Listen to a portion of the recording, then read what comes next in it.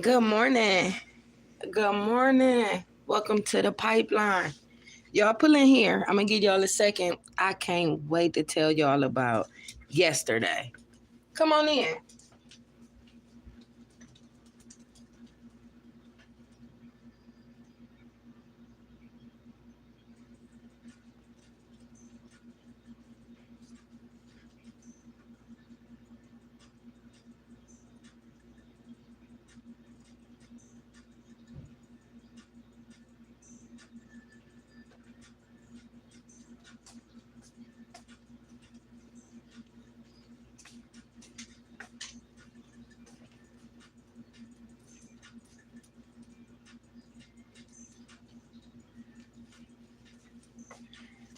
Feel free to pull up and park, comment, hit the like button for me.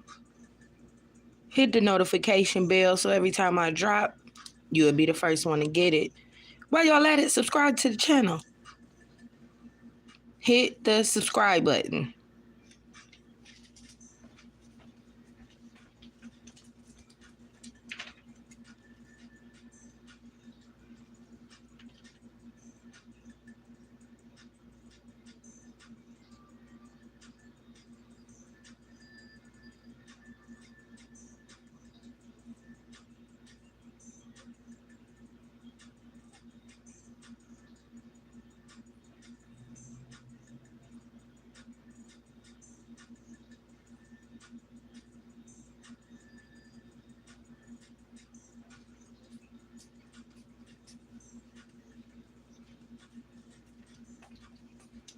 Here I come.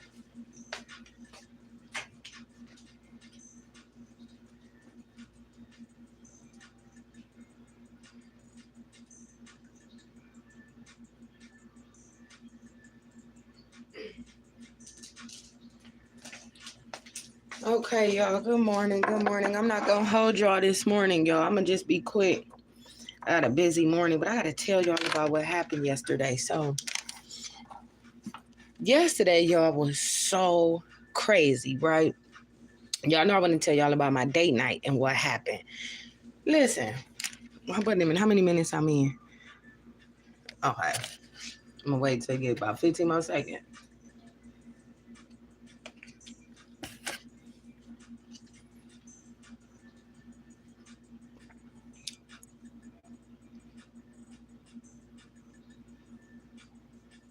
Okay, so listen. Yesterday, I had to go to the clinic to do some stuff with baby Pipeline. I had to get her some paperwork and stuff because y'all know she in a lot of programs. She sings, she dance. They got the summer, she in the summer camp, so she got a lot of stuff going on. So I had to go to the clinic to get the shot records. You know, all these different little events and stuff, they require like shot records, up to date, immunizations and all this stuff. So just to give y'all a tip of the day, how it started out. So as I'm in there, y'all, it was crazy because the girl that was it wasn't even that it was crazy. It was just like, listen, I get up there to the counter, right? It's a girl right in front of me. Now this girl looked like she probably in her mid-20s. She got 3 kids with her. So she pregnant on top of having her 3 little ones with her, whatever. So all that is normal. You know what's going on out here. It's normal. So as I so happen to look down at the oldest daughter, now the oldest daughter, y'all, she look like she couldn't be no more than like 11 years old. Why all even the mama and all the kids, why they got on booty shorts and all these little girls, the bottom of their asses is hanging out? Like, I'm like, y'all, this was so crazy to me as a mother, as a woman, like, and them kids' clothes is too little.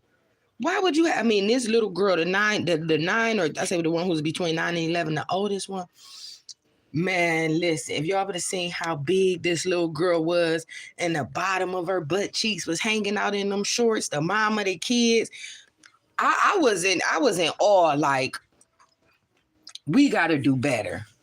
Why would you let them babies come outside like that I mean, they dressed like the mama. The kids was dressed just like the mama, y'all. This was crazy. From the 9 to the 11-year-old all the way down. I think the youngest one probably had to be like 5, 4 or 5 or whatever. The mama on the phone, she not paying no attention to the babies. So I'm looking at the baby because I'm still tripping. Like, she got these kids looking like she on the phone. She on I don't know. She get off the phone. I think she on social media. She sitting down. So as I get my little papers or whatever, I'm looking at her. The kids is taking care of themselves. Like the 9 or 11-year-old, it was like she was the mama. She took care of the kids. She told them, sit down, sit down. Why is y'all doing this? She taking them to the bathroom and everything else while the mama just sitting there. I'm looking like, this little girl is the mama in this whole situation. Like, yo, that was just crazy to me. Like, so as I'm sitting there, I go to the side or whatever. Like, I'm on the side, but we in like the same department, but I'm like not exactly where she is, but I'm like 2 rows behind her or whatever. I'm waiting for them to call me up so I can get the rest of baby pipeline, her file, her little paperwork that I need. So I'm waiting for them to call me. As I'm sitting watching her, why is it another group of girls that's in my row on the end? These girls couldn't have been no more, I say between about 16 and like 19, I would say it was like 4 of them. So as I'm sitting there listening to them, being nosy, because I be nosy, I be wanting all the tea. Like, when listen, y'all, I am an observer. When I see stuff, like, I just really be just looking at people and just seeing how stuff play out, and like, I be appalled at the mental state. Hold on, y'all. I be appalled at the mental state of people with like the decision making. So the group of teenager girls that's on the end of me, I hear them on social media, on Instagram, and guess what they doing? Guess what they doing, y'all? These little girls is changing their Instagram names to OTF such and such. Like, I think the one girl said her name was gonna be OTF Didi. Then the other girl was like OTF Sabrina, OTF. So I couldn't take it no more. Y'all know me. This is my problem. This is my problem. Always trying to give my advice. Always trying to listen, babe, that's not what you want to do. So as I hear these young girls talk about changing their name, I had to say something. I had to say something. I said, excuse me, how y'all are so pretty. Look at y'all got y'all hair there. Look at y'all too cute. So they like, thank you or whatever. I got to set the tone. I got to see if these little girls, if these little girls on some disrespectful stuff, or if they going to embrace me. So I'm like, hey, y'all cute. Look at y'all. What is y'all doing? They're like, we changing our names. Or I said, let me tell y'all. So I said, y'all is too pretty. Y'all is too pretty to change y'all names to OTS. I said, is y'all from Chicago? They was like, no, we just like O-Block. We like King Von and stuff. Listen here, baby. Y'all too pretty to use that as y'all Instagram handle name, because what y'all doing is sending out the wrong message.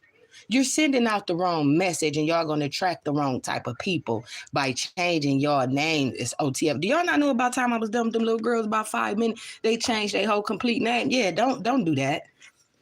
Don't do that. Don't mess up your lives by trying to be involved in something that y'all ain't even got a clue on what y'all doing at your age. Y'all gonna send out the wrong message. Y'all too pretty. Y'all too pretty. Don't change y'all names tonight. This ain't no disrespect to OTF or nothing like that, but these babies didn't understand the decisions they was about to make could cost them later on down the line, brother, if you attract the wrong boy by saying y'all OTF such and such, and then it could send out the wrong messages to people. Why would you want your friends and family and people seeing that that's your name and y'all doing it as a group? So I talked to these little girls. By the end of the day, they ended up not doing it, changing their name. I stopped the process. Now, who knows if later on, throughout the day, later on, they changed it back. But I felt good by coming in telling them, this is not what you want. That life is not what you want. Don't even go and put that as your handle for people could come straight to your Instagram page and assume. What's the first thing you think of when you think of OTF?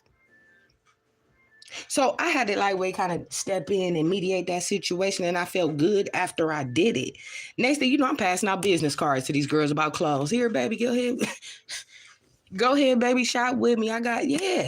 Changed the whole conversation. I get to showing them pictures of little outfits and stuff. They was like, oh, okay, changed the whole energy in the room. But I had to tell y'all that about the experience in the clinic because I'm like, this is a bit much right here. So, anyways, I leave the clinic. So, second story about my date night, y'all. This was crazy to me. So, go out on a date with a person I know 2 years, right? Met this person at the beginning of the pandemic. We seen each other one time since the pandemic, right? So yesterday was our first date in 2 years. Now, this is a person, like I said, I've been knowing. We talk on the phone. We only seen each other one time. And that was when we interacted to exchange numbers, right? So he like, okay, well, earlier in the week, he set it up with me. Like, I want to take you out. Maybe let's do dinner. Let's do lunch. I'm like, okay, that's fine. Let me check my schedule. Earlier in the week, let me check my schedule. We can make that happen. No problem, right? He like, oh, because it's been 2 years and it's okay. No problem. Where do you want to go? So we decide where we want to go. Hold on, y'all, had to drink my coffee. So we decide where we want to go. So right off the rip, soon as we meet up, because I'm not jumping in nobody's car. You got to meet me. We meet up. So I get there, right? So as I pull up, he's there before me, right? He get out the car. So as he's getting out the car, I'm parking into my space or whatever, because we park right next to each other, whatever. I get out the car. Nice. He like, oh, I got something for you or whatever. He got flowers, a balloon. He got flowers, 2 balloons, a gift bag with a gift in there. I'm like, oh, that's so sweet. Oh, thank you so much or whatever. He like, yeah, I had something for you for Christmas too. So I just got your Christmas gift in here and some other stuff or whatever. Because I've been having all kind of stuff I want to give to you, but I haven't seen you. I'm like, oh, that's okay. You ain't gotta do that. But I appreciate it. That was sweet, right? Everything was good. I give my gifts. He gives me. I put them in the car. We go inside the restaurant. So as we sitting at the table, waiting, ordering our drinks and waiting on the rest of the food to come out, we put our order in. We get our drinks or whatever. We sitting there. So as I'm sitting there, y'all, he slide me a card, like a thinking of you card or whatever. He like opened the card up. I'm like, oh, you sweet. You know, why you did in my head, like at that time, I wasn't thinking like, well, why you didn't put it in the gift bag with the stuff you gave me, right? So keep in mind, this is a dude who I kind of, it's like he cool, but my thing is his conversation is always about like material things and money and what he have and all that. So that was a reason why I kind of couldn't take him serious, but he was a good person. We would talk on the phone or whatever throughout the pandemic. So it was like, I sit down, he give me the card. He like open the card or whatever. I'm like, okay, that's sweet, right? That's sweet. A man thinking about you, give you some. Here, I'm thinking about you, give a little token, a little card. Sweet, right? No problem. He said, open the card. I opened the card. It's $100. I said, well, what's this for? He was like, you know what? I told you I would give you gas to come out here. I said, baby, you ain't got to do that. You ain't have to give me that. He's like, every time, and this is where it go left at. He like, I was gonna fill the $100 is for me to fill your tank up. But this the thing with you. This is how he talking to me. This is every time I try to do something for you, you don't never take it. You don't never do that. This is the thing. When I met you, I told you what kind of woman I am. I don't like men to try to buy me.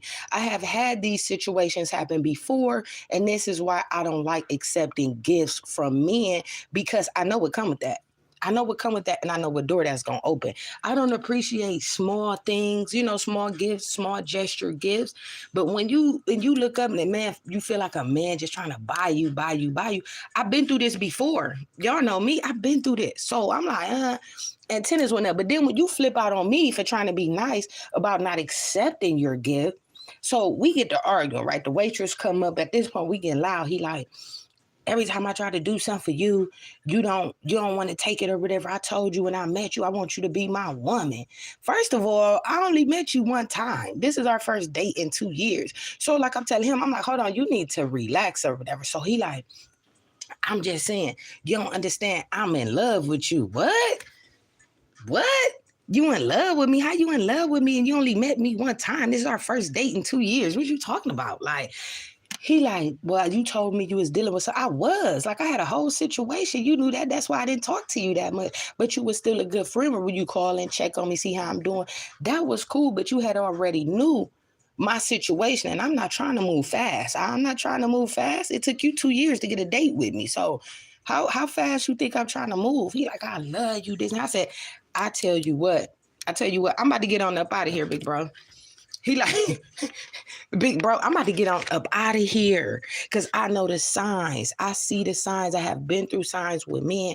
Then on top of that, you not about to publicly humiliate me in this restaurant in front of people. I'm too polished for that. I don't embarrass myself in public, and you not about to embarrass me either. So I tell you what, I'm out of here. Man, I threw the card, the money, everything, right? I done flipped out on his ass. So, y'all, let me tell you, right when I'm getting up, right as I'm getting up to leave and leave him by himself sitting there looking stupid, why my phone ring? I get a phone call. Y'all ain't gonna believe this.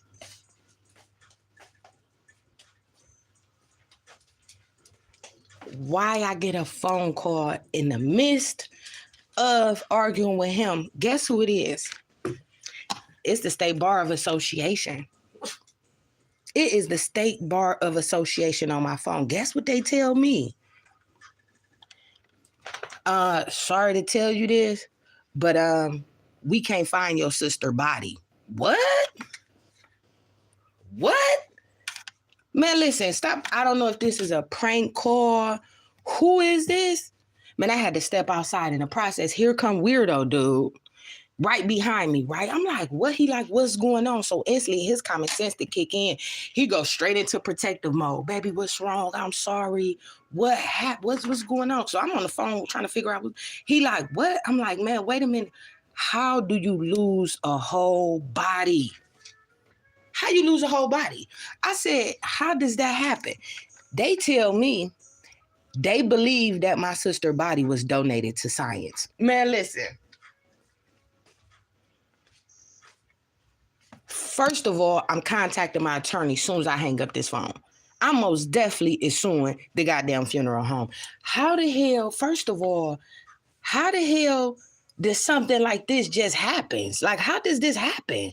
First of all, let me take y'all back to the story with my sister, right? Because y'all hear me talk about my sister, but y'all ain't hear the story. My sister, she was a mortgage consultant, right? She dealt with homeowners loan, mortgage loans, business loans. My sister been doing, she do income taxes. My sister a goat when it comes to this bread, right? Legitimately, right? Been doing it for like 15 years. This is my oldest sister. So she ended up, now she been going through some stuff with her landlord, right? Where she was renting from, whatever. They was having a little situation. My sister was about to move. She took the landlord to court and won, right? She won the case. So after she won her case, my sister go back to her house. She started packing up because she was already ready to move. Even before they had went to court, she was already ready to move. So she packing and stuff or whatever. So, however, her landlord's son ended up, I guess, somehow hacking into my sister's account and took some bread out, a couple bands or whatever. So my sister called her bank up, like, hold on, what's going on? Now, this is all leading up. This is the same day that my sister lost her life, the chain of events that happened. So my sister, like, hold on, what's going on? She contacted her bank. The bank tell her like, oh, some suspicious activity going on or whatever. So they closed my sister accounts down due to the fraudulent activity or whatever. So my sister and her dude like, no, we about to go over there. My sister got murdered on some pull-up action. That's how it happened. Her and her dude go over there, right? And this is why I'm upset at her dude, because why would you even take her over there to even confront these people? Like, they go over there, and I get it, she was upset, but why? But you being a man and a protector, why would you take her over there? He was like, well, this the thing, I went with her in case something happened. I told him, well, that didn't work out too well, did it? That didn't work out too well. He was like, I know. So however, anyway, so my sister and her dude go to the landlord house. The son is there. Now the son is young. He's 29 years old, the dude who murdered my sister. He's 29. So they go over there. My sister in the street. Her boyfriend is in the driveway of the landlord house. My sister telling her dude, get out their driveway, come in the street, get out their driveway. My sister didn't want no smoke over there. She like, come on, it's not that serious. I just wanted to know what was going on. So the dude, he confrontational with the people or whatever. So the son go in his house, get the 38, My sister walked into her car and he started firing shots in the direction of my sister and her sister dude.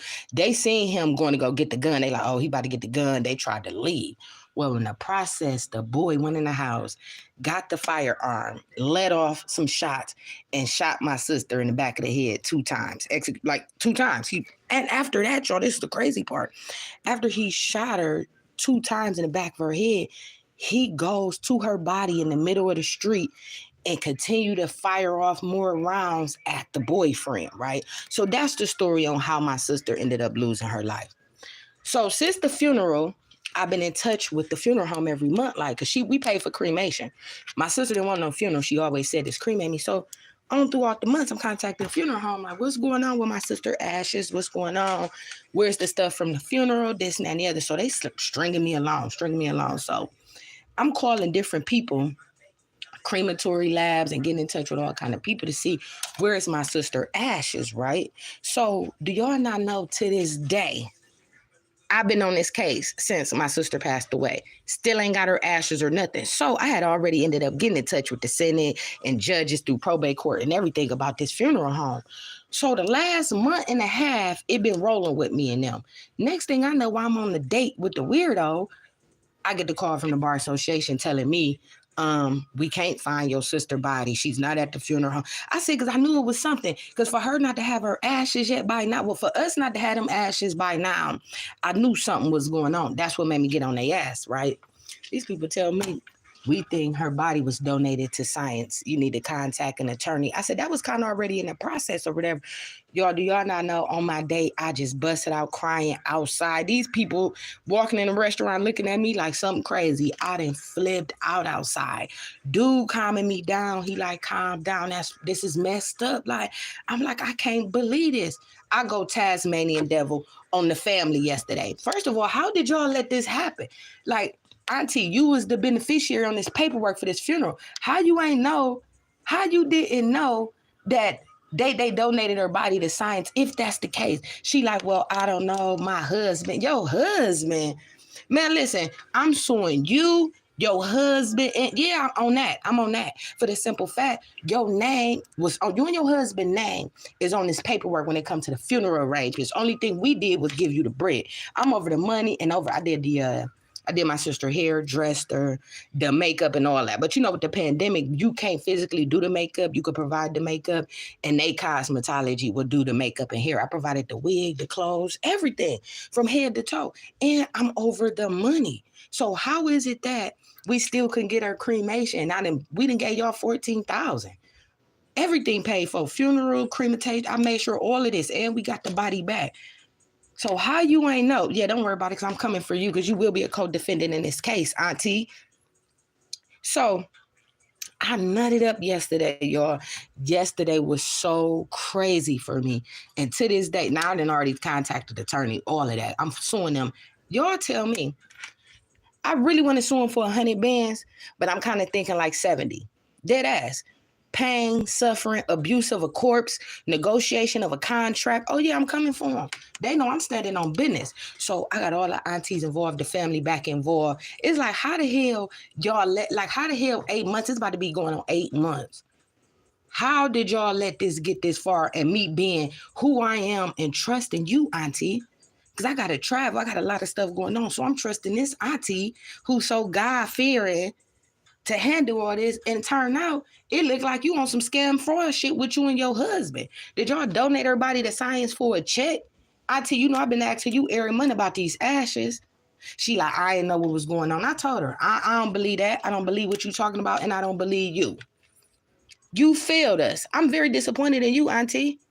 So where is the money at? I go check the GoFundMe, y'all, right? The GoFundMe for the kids, right? Because we did a GoFundMe for the kids. You know, whatever money is left after the funeral was paid for, the GoFundMe money go to the kids. GoFundMe still sitting. Ain't no money been took out the GoFundMe. So I'm like, how ain't no money missing out the GoFundMe? And it's been like 8 months. I call my sister, baby daddy. Guess what he tell me? The funeral home people told me that Auntie and them ain't finished paying the rest of the funeral off. So they done ran off with the bag. They done ran off with the bag and left my sister just laying there. So I'm like, wait a minute. So the funeral home director, one of the workers, tell me last week, oh, she's still laying in her funeral clothes. She waiting in line, waiting on the doctor to sign. She's still in her funeral clothes. Y'all waiting on the doctor to sign. What doctor to sign what to get her embalmed? And then the owner of the funeral home tell me last month, oh, she waiting in line. She waiting in line to be cremated due to the pandemic. I said, listen here, sir, no disrespect. The pandemic then came and went though. This ain't adding up. So that's when I got in touch with the board of crematory, y'all, a couple days ago. They tell me, he's saying your sister been cremated since November. That's a goddamn, man, I'm suing them. I'm suing the whole goddamn establishment. So yesterday, that's how my day went yesterday. So on top of that, y'all, after crying all day, after crying all night, not all day, because my date was in the evening, crying all night, guess what I got to do today?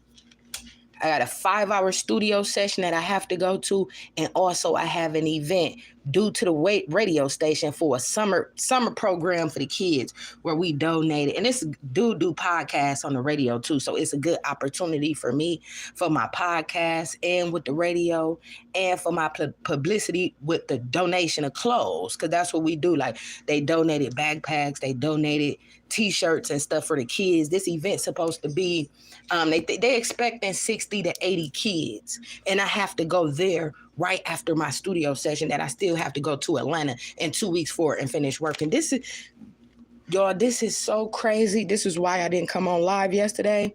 I was going to tell y'all yesterday what happened, but my mind was just so all over the place.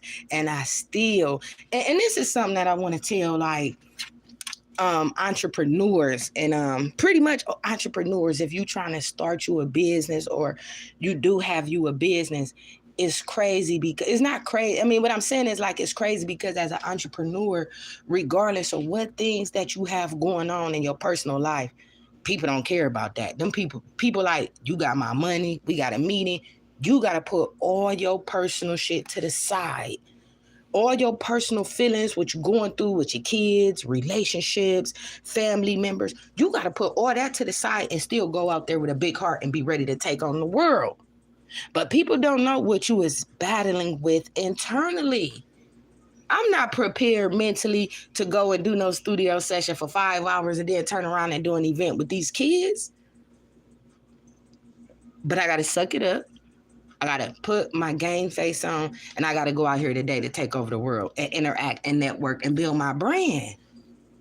So I just wanted to tell y'all, date night was one of the craziest nights that I have experienced in a while. Like that was weird or whatever. Turned out me and the guy, we squashed it. He apologized. Everything is cool. But can I say I'm in a rush to go out on another date with him again? Absolutely not. Absolutely not. Because it was still things that I felt like he did that kind of triggered the argument by trying to come at me for being nice.